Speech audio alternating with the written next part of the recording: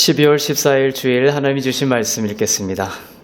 갈라디아서 3장 9절 말씀입니다. 함께 읽겠습니다. 시작. 그러므로 믿음으로 말미암는 자는 믿음이 있는 아브라함과 함께 복을 받느니라. 아브라함은 하나님으로부터 크고 놀라운 복을 받은 사람입니다. 하나님은 아브라함에게 하나님의 복을 약속하셨고 그의 인생을 통해 그리고 그의 자손들을 통해서 하나님은 그 약속을 지키셨습니다. 이루셨습니다. 아브라함이 받은 복을 볼까요? 창세기 12장 2절입니다. 시작.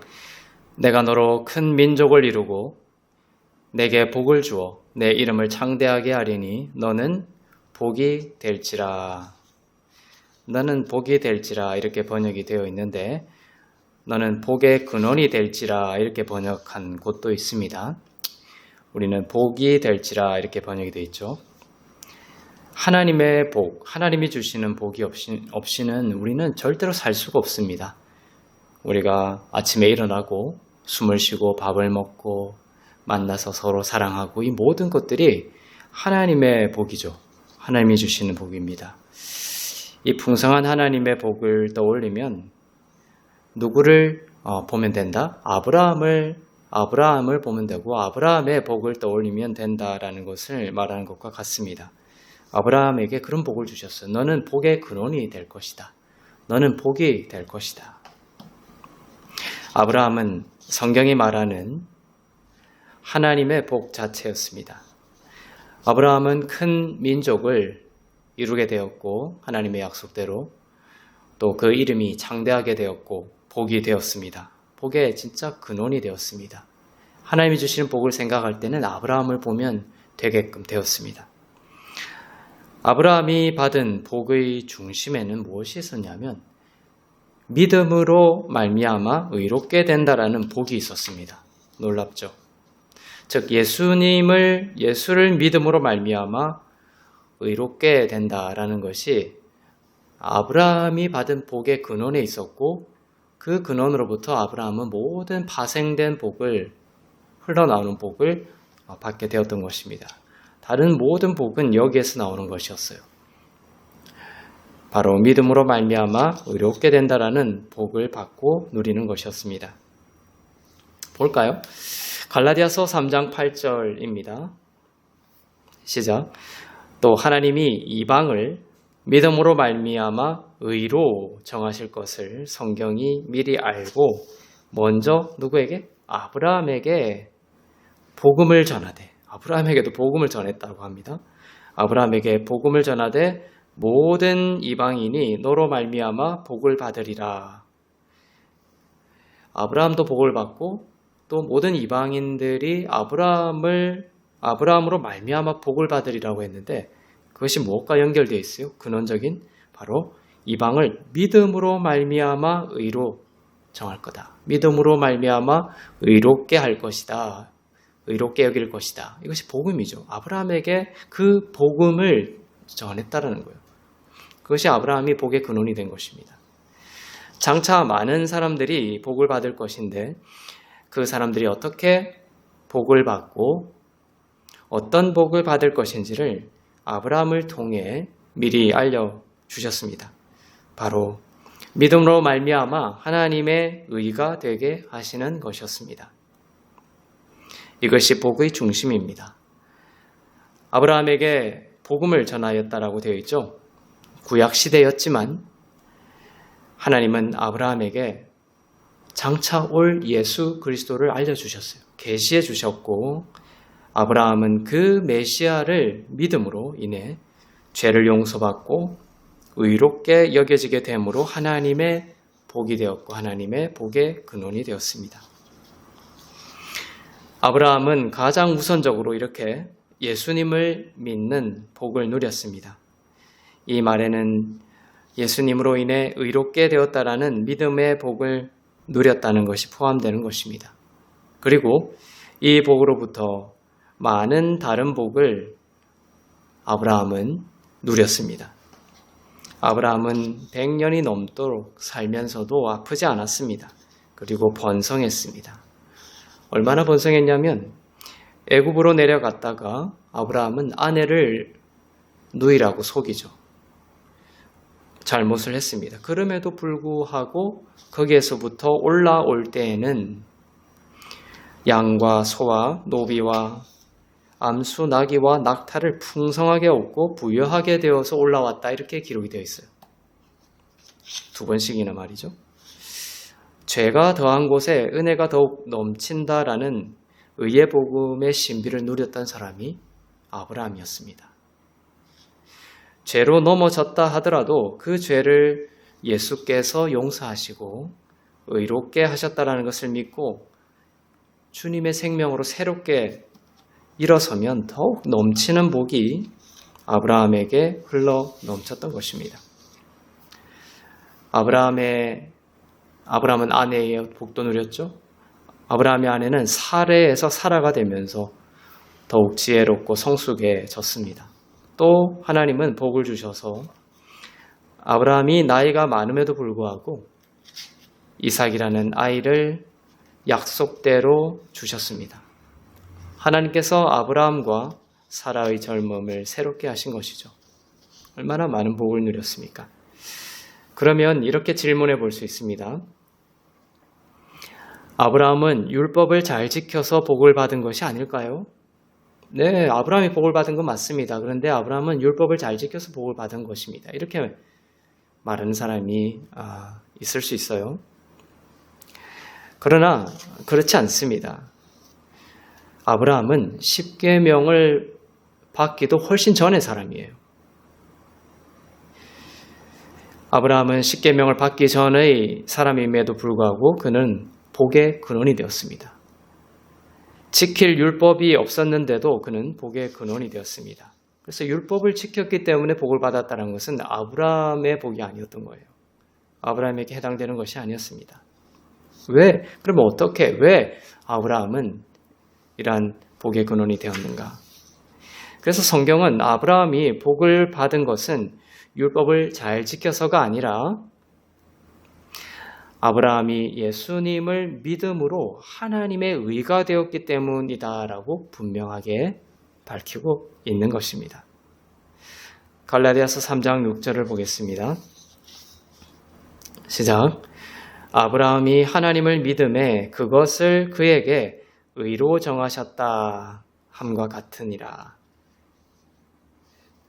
아브라함이 하나님을 믿음에 그것을 그에게 의로, 아브라함이 믿음으로 의롭게 되는 것을 통해서 복을 받았음을 다시 한 번 더 확인시켜주고 있습니다. 이처럼 이제 아브라함과 같이 하나님의 복을 받고 누리는 자가 되는 성경의 원리가 이제 보이실 것입니다. 아브라함이 복음, 즉 복음이 뭐죠? 로마서에서 분명하게 나오죠. 복음에는 하나님의 의가 나타나 믿음에서 믿음으로 이르게 한다고 되어 있죠. 마찬가지예요. 복음이 아브라함에게 전해졌던 거예요. 아브라함이 복음, 즉 예수님을 통해 죄가 사함받고 의롭게 된다는 것을 믿었을 때 아브라함은 하나님의 의가 되었고 이 의로 말미암아 아브라함은 다른 또 많은 복을 동시에 누리게 되었다라는 것입니다. 그럼 우리는 어떻게 복의 근원인 아브라함과 같은 복을 받고 누릴 수 있을까요? 선한 행위를 많이 해야 될까요? 율법을 많이 지켜야 될까요? 종교적인 행위를 많이 해야 될까요? 아닙니다. 갈라디아서 3장 9절입니다. 시작. 그러므로 믿음으로 말미암는 자는 믿음이 있는 아브라함과 함께 복을 받느니라. 어떻게 말씀하고 있습니까? 믿음으로 말미암는 자는 믿음이 있는 아브라함과 함께 복을 받느니라 이렇게 되어 있습니다. 하나님은 우리가 아브라함의 복을 누리기를 원한다는 게 잘 나와 있죠. 그리고 그 원리는 뭐다? 방법은 뭐다? 믿음으로입니다. 뭐라고 되어 있지 않아요? 율법 행위로 말미암는 자는 행위가 있는 아브라함과 함께 복을 받느니라 이렇게 안 되어 있다라는 거예요. 믿음으로 말미암아 믿음이 있는 아브라함과 함께 복을 받을 것이다. 이렇게 되어 있습니다.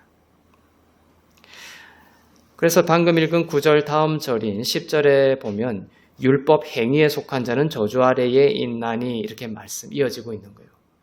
그래서 아브라함은 율법 행위에 속한 자가 아니었다라는 거예요. 저주 아래 있는 자가 아니라 복을 누리는 자가 되었다. 하나님은 우리가 아브라함의 복을 누리기를 원하신다. 방법은 율법 행위에 속한 자가 아니라 되는 것이 아니라 바로 믿음이 있는 아브라함과 같이 믿음으로 말미암는 것을 통하여 아브라함의 복을 누릴 수 있다는 것을 말씀하고 있는 거예요.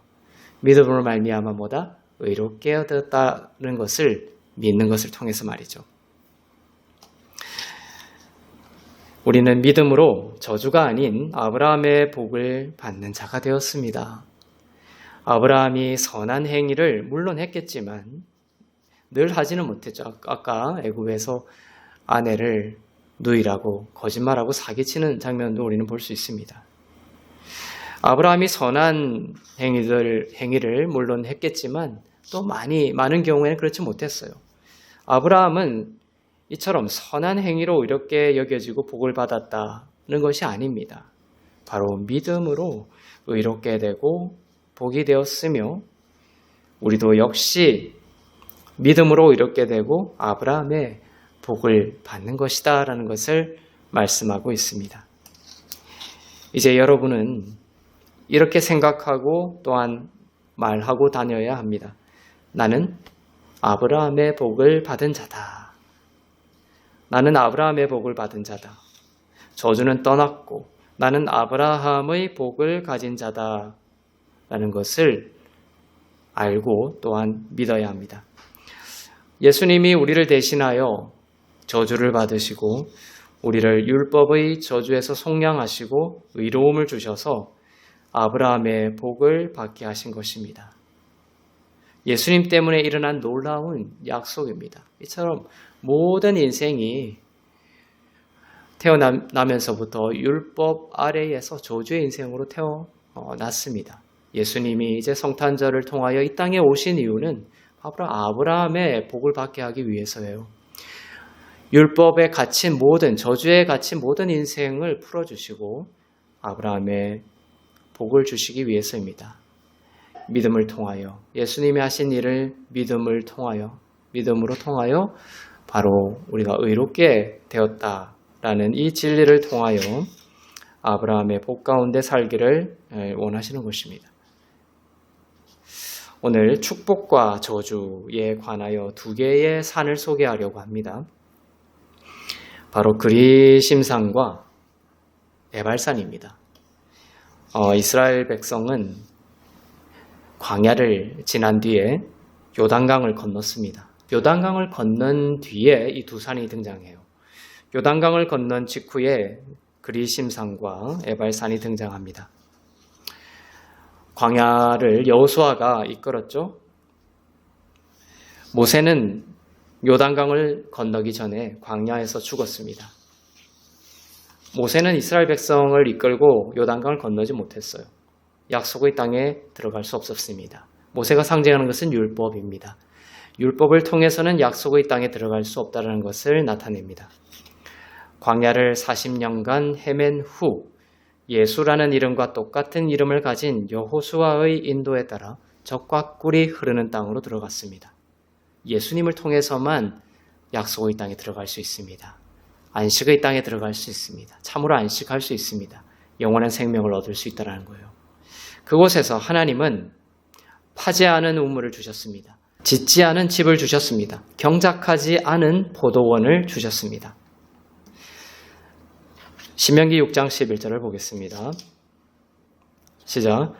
내가 채우지 아니한 아름다운 물건이 가득한 집을 얻게 하시며 내가 파지 아니한 우물을 차지하게 하시며 내가 심지 아니한 포도원과 감람나무를 차지하게 하사 내게 배불리 먹게 하실 때에 이게 약속의 땅에서 이루어질 일들을 예언하신 거예요. 무슨 의미입니까? 이스라엘 백성이 요단강을 건너 들어갈 그 약속의 땅은 바로 완성된 사역이었던 것입니다. 예수님이 다 이루었다 하신 것을 받는 곳. 예수님이 다 이루셨고 백성은 안식하는 것으로 누릴 수 있는 완성된 사역의 땅으로 들어간 것이었습니다. 백성이 그 땅에 들어간 뒤에 그 이스라엘 백성이 참으로 안식할 수 있었다면 적과 꿀이 흐르는 땅의 복을 온전히 누릴 수 있었을 것입니다. 안식의 원리를 따라 믿음으로 의롭게 되었음을 믿었다면 그들은 은혜 아래에서 아브라함의 복을 누릴 수 있었을 것입니다. 그러나 그들은 무엇에서 실패했어요? 아말렉과 블레셋과 계속 싸우면서 지기도 하고 했는데 그 전쟁에서 진 것의 근원적인 것은 문제는 뭐예요? 바로 안식의 전쟁에서 실패했던 거예요. 율법 행위에 속한 자로 자꾸만 돌아가면서 은혜와 안식에서 멀어졌던 것입니다. 이것이 바로 약속의 땅에서 일어났던 근본적인 해석입니다. 백성은 이렇게 약속의 땅으로 들어갔고 들어간 직후에 하나님은 여호수아에게 그리심산과 에발산에 가서 그리심산에서는 축복을 선포하고 에발산에서는 저주를 선포하라고 말씀하셨습니다. 축복의 원리와 저주의 원리를 설명하셨어요. 나타내셨습니다. 가르치신 것입니다. 이 말씀을 하시면서 하나님은 제단을 쌓을 것을 명하십니다. 신명기 27장 2절을 보겠습니다. 시작. 너희가 요단을 건너 내 하나님 여호와께서 너에게 주시는 땅에 들어가는 날에 큰 돌들을 세우고 석회를 바르라. 여기서 세우라고 하신 큰 돌들은 제단을 말합니다. 제사를 지내는 제단을 말합니다. 제단을 세우고 석회를 바르고 그 석회 위에 율법을 적으라고 하셨습니다. 자, 여기서 질문 하나를 내겠습니다. 이 제단은 어느 산에 있었느냐라는 것입니다. 이 제단은 세우라고 한 제단은 축복을 선포했던 그리심산에 있었을까요? 아니면 저주를 선포했던 에발산에 있었을까요? 자, 제단은 무엇을 상징합니까? 예수님의 희생제사를 상징합니다. 예수님의 희생제사, 즉 예수님이 저주를 받으시는 모습을 나타내죠. 예수님의 희생제사, 즉 예수님의 저주받으심으로 인한 속량이 필요한 곳이 어디일까요? 어떤 산이에요?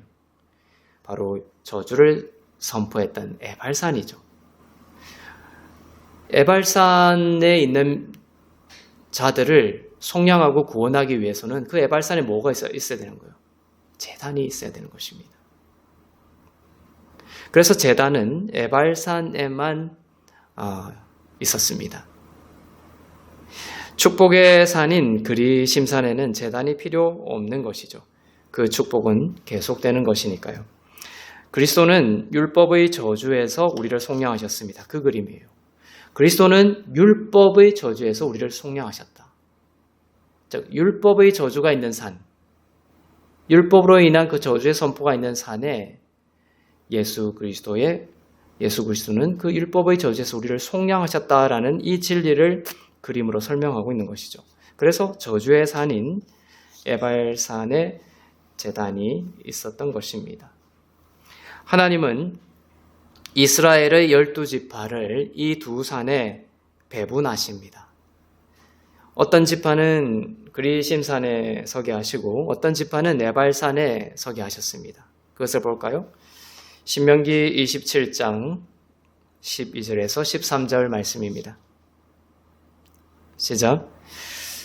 너희가 요단을 건넌 후에 시몬과 레위와 유다와 이사갈과 요셉과 베냐민은 백성을 축복하기 위해 그리심산에 서고 루벤과 갓과 아셀과 스불론과 단과 납달리는 저주하기 위하여 에발산에 서고 이렇게 나누셨어요. 각 산에 6지파씩 서게 했습니다. 한쪽에서는 축복을 선포하고 한쪽에서는 저주를 선포하기 위해서였습니다. 그리고 그 두 산 사이에는 언약궤가 있었습니다. 그리심산에 선 지파들은 모두 야곱의 본처에게서 난 자식들이었습니다. 종들이 아니었습니다. 종들에게서 난 자식들이 아니었어요. 성경은 본처에게서 난 자식과 종에게서 난 자식을 서로 다른 두 언약에 비유하고 있습니다. 갈라디아서 4장에 보면 나옵니다. 아브라함에게는 두 아들이 있었는데 이삭은 본처에게서 낳고 이스마엘은 여종인 하갈에게서 난 아들이었죠. 바울은 이 갈라디아서를 설명하면서 이 두 자녀가 두 언약을 상징한다라고 기록하고 있습니다. 그래서 종인 하갈은 신의 산 율법을 상징하고 본처인 사라는 은혜를 상징합니다. 이렇게 기록하고 있어요. 그래서 은혜는 이삭을 낳고 신의 산, 즉 율법은 이스마엘을 낳았던 것입니다. 그리고 누가 누구를 핍박합니까? 이스마엘이 이삭을 핍박하죠. 이것이 기독교의 역사입니다. 복음의 역사 속에서 은혜의 복음을 전하면 율법을 전하는 자들이 핍박해 왔던 것이 역사예요. 율법에서 난 자들이 은혜에서 난 자들을 박해하는 것입니다. 그래서 이스마엘이 이삭을 핍박한 것입니다. 성경은 여종과 그 아들을 내어 쫓으라라고 하십니다. 한 지붕에서 같이 있을 수 없으니 여종과 그 아들을 내어 쫓으라고 하십니다. 갈라디아서 5장 30절을 보겠습니다. 시작. 그러나 성경이 무엇을 말하느냐? 여종과 그 아들을 내쫓으라. 여종의 아들이 자유 있는 여자의 아들과 더불어 유업을 얻지 못하리라 하였느니라. 하나님의 유업은 은혜의 아들에게만 주어지는 것입니다. 본처가 은혜를 상징하고 있다고 했죠. 그래서 축복을 선포한 그리심산에는 야곱의 본처에게서 난 지파들만이 서게 된 것입니다. 그런데 자세히 보면 저주의 산인 에발산에도 본처 자식이 둘이 포함되어 있는 것을 확인할 수 있습니다. 왜죠? 에발산은 모두 종의 자식들로 구성되어 서 있게 하셨는데 이상하게 본처 자식인 두 지파가 함께 들어 있습니다. 두 지파의 이름은 바로 르우벤과 스불론입니다. 르우벤의 경우에는 왜 에발산에 서게 됐냐? 르우벤이 아버지의 여종과 동침했기 때문에 저주를 받는 모습이 성경에 나옵니다. 그래서 저주의 산에 서게 돼요. 그리고 스불론의 경우에는 본처인 레아의 6번째 자식이자 또한 야곱으로 치면 10번째 자식이었기 때문입니다. 그 숫자가 주는 상징 때문입니다. 6은 인간의 노력을 상징하고 10은 율법을 상징했기 때문입니다. 인간의 힘과 노력으로는 구원에 이르지 못하며 율법 행위에 속한 자는 저주 아래에 있음을 나타내는 상징적인 역할을 하는 것이죠. 신명기 27장 우리가 방금 읽었던 신명기 27장 13절에서 저주를 할 때 백성을 이라는 단어가 없습니다. 그것이 하나님의 마음입니다.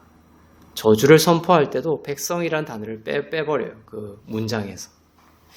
저주할 때에도 백성을 저주하고 싶지 않은 하나님 아버지의 마음이 녹아 있는 것입니다. 12절에서 축복할 때에는 백성을 이라는 단어가 들어 있습니다. 그죠? 12절에 보면 베냐민은 백성을 축복하기 위하여 이렇게 백성을 이라는 그 백성이라는 단어가 그게 들어가 있는 것입니다. 백성을 마음껏 복주고자 하시는 것이 바로 하나님의 진짜 마음임을 알 수 있습니다. 자, 12절에서 요단을 건넌 후 이렇게 시작하고 있죠. 요단을 건넌 후라고 되어 있습니다. 이 건너다라는 단어가 13절 에발산 구절에서는 나오지 않습니다. 12지파가 모두 요단강을 건넜죠. 건넜음에도 불구하고 에발산에는 건너다라는 단어를 삭제한 것입니다. 요단강을 건넌 것은 부활의 의미가 있죠. 의미가 있고 그 부활에 연합되지 않은, 즉 건너지 않은 것은 바로 저주의 의미를 갖는다라는 것입니다. 또 특징적인 부분이 있습니다. 12절에 축복하기 위하여라는 구절 다음에 히브리어 알렙 타브가 붙어 있습니다. 누구 때문에 축복이 임하는지를 보여줍니다. 알렙 타브 때문에 축복이 임한다는 것을 보여주는 거예요. 자, 알렙 타브를 그림으로 보겠습니다. 자, 히브리어 22개 알파벳의 처음과 맨 나중 알파벳입니다. 영어로 치면 A와 Z입니다. 헬라어로 치면 알파와 오메가죠. 히브리어로는 알레프와 타브입니다. 히브리어는 오른쪽에서부터 왼쪽으로 읽어 나갑니다. 그래서 오른쪽 단어가 알파에 해당하는 알레프이고 왼쪽 단어가 오메가에 해당하는 타브입니다. 예수님은 요한계시록 1장 8절에서 나는 알파요 오메가다라고 하셨습니다. 히브리어로는 나는 알레프요 타브라고 하신 것입니다. 그래서 알레프와 타브로 구성된 이 알레프 타브, 읽을 때는 엣이라고 읽습니다. 이 알레프 타브는 예수님을 나타내는 사인 표시와 같습니다. 성경에는 이 알레프 타브를 여러 문장 속에 배치하여 구원과 축복의 이유가 누구 때문이다? 예수님 때문이라는 것을 숨겨서 전하고 있는 것입니다. 많은 곳에 이것이 흩어져 있지만 대표적인 것이 창세기 1장 1절입니다. 태초에 하나님이 천지를 창조하시니라. 자, 이것을 히브리어로 보겠습니다. 등잔대와 연결해서 되어 있는 사진을 통해서 창세기 1장 1절을 히브리어로 보겠습니다. 자, 창세기 1장 1절은 등잔대의 7개 촛대처럼 7개의 단어로 되어 있습니다. 보레싯 바라 엘로힘 엣 하샤마임 엣 하에레츠입니다.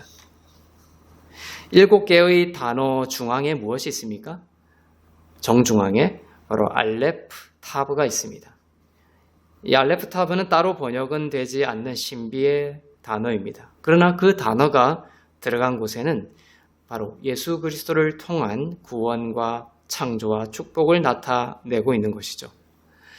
그래서 창세기 1장 1절은 하나님께서 하늘과 땅과 그 사이에 있는 모든 것을 창조하셨다라는 것을 나타내는데 그 중앙에 예수님을 나타내는 알레프 타브를 배치시킴으로 인해서 이 창조, 만물이 창조된 것, 이것이 만물이 누구로 말미암아?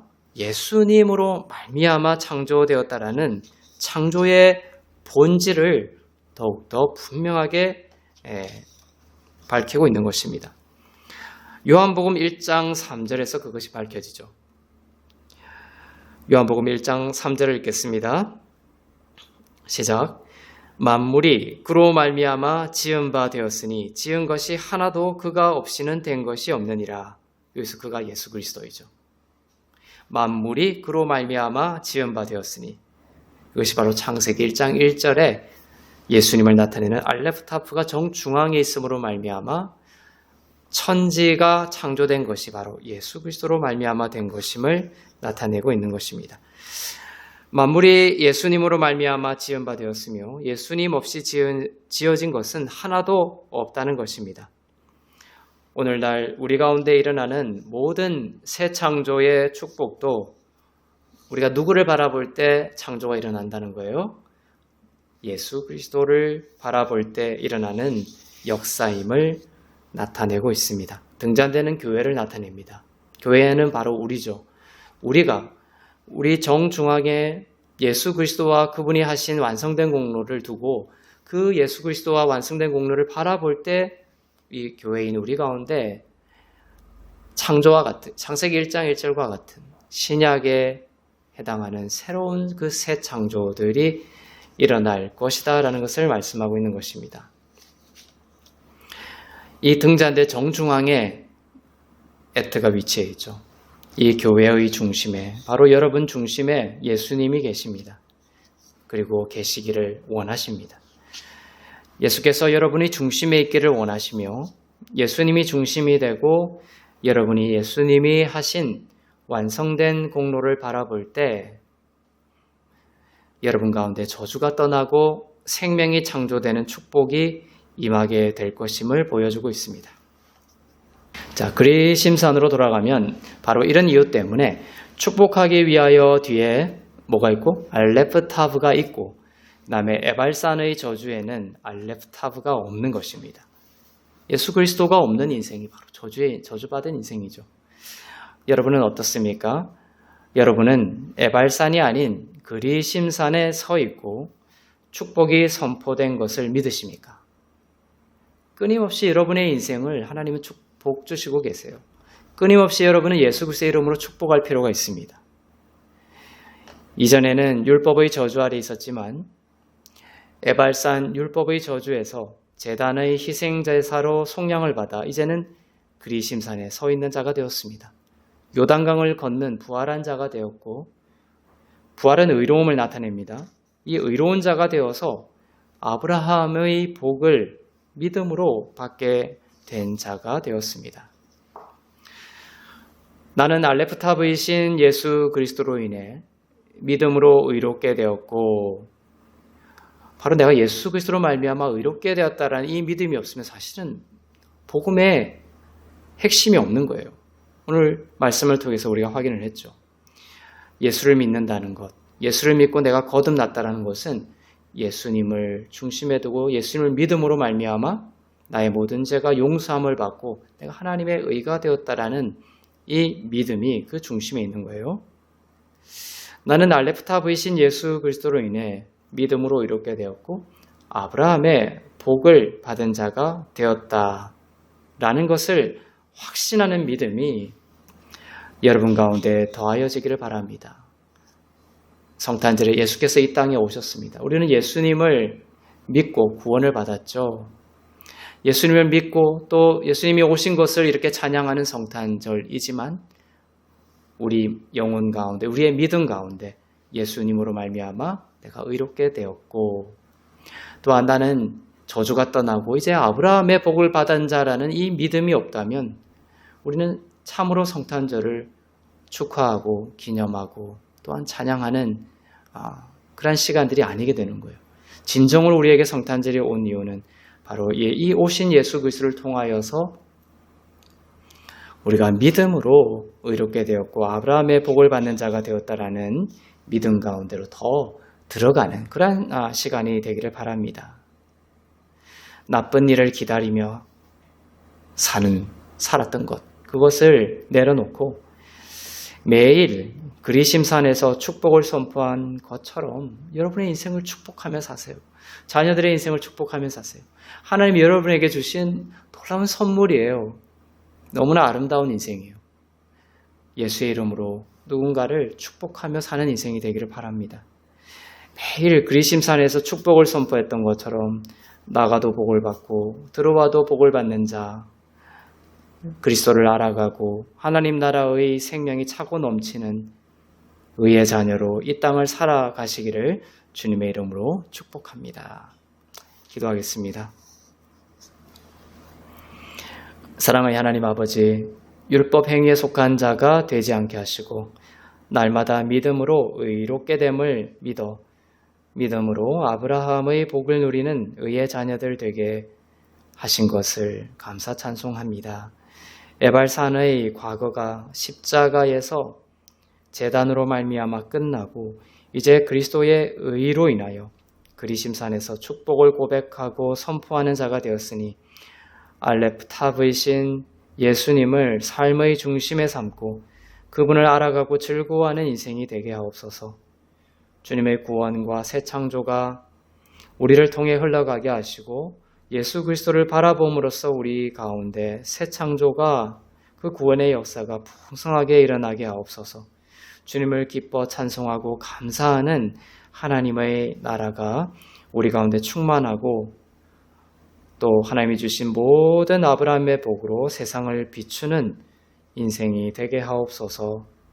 전쟁과 재난의 땅에 구원자로 임하여 주시며 육신의 질병으로 아파하는 자녀들 예수 그리스도의 보혈로 낫게 하여 주옵소서.